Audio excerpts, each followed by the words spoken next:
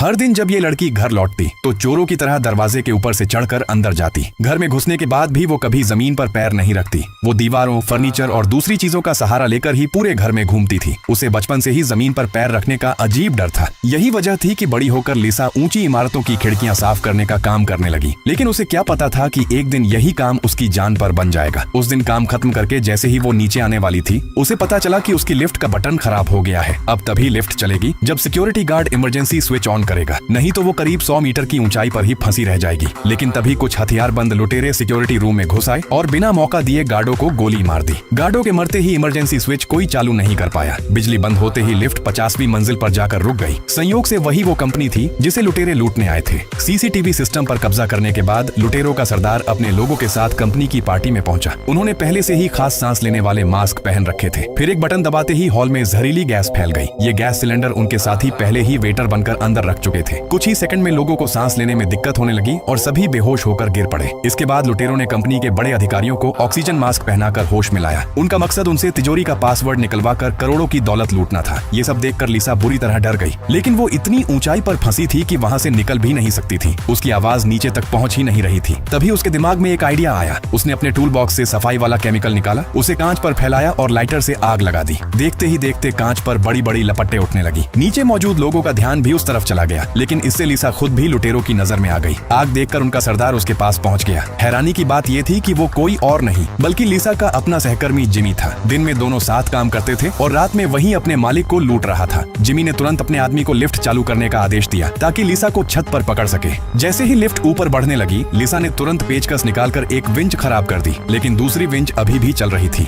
इसी वजह से पूरी लिफ्ट तिरछी होकर करीब 45 डिग्री पर अटक गई। लिसा किसी तरह गिरने से बची। इसी बीच लुटेरों के बीच आपसी लड़ाई शुरू हो गई। जिमी ने अपने ही एक साथी को गोली मार दी क्योंकि वो भागना चाहता था। फिर उसने उसकी लाश खिड़की से बाहर फेंक दी। वो सीधा क्रेन पर जाकर गिरी। पहले से डगमगा रही क्रेन और ज्यादा नीचे झुकने लगी। इस जोरदार आवाज से जिमी का ध्यान फिर से लिसा की तरफ चला गया और वो उसकी ओर बढ़ने लगा। लेकिन इस बार लिसा घबराई नहीं। उसने चुपके से पास पड़ी एक बंदूक उठा ली और खिड़की तोड़कर अंदर घुसने की तैयारी करने लगी। तभी चालाक जिमी ने उसकी दोस्त को बंधक बना लिया और धमकी दी कि अगर लिसा ने उसकी बात नहीं मानी तो वो उसे मार देगा। उसने लिसा से नीचे मौजूद पुलिस पर गोली चलाने को कहा क्योंकि पुलिस ने पूरी बिल्डिंग को चारों तरफ से घेर लिया था। जिमी चाहता था कि पुलिस लिसा को भी लुटेरों का साथी समझे। इससे पुलिस का ध्यान उसी पर लगा रहेगा और उसे अपने साथियों के साथ भागने का मौका मिल जाएगा।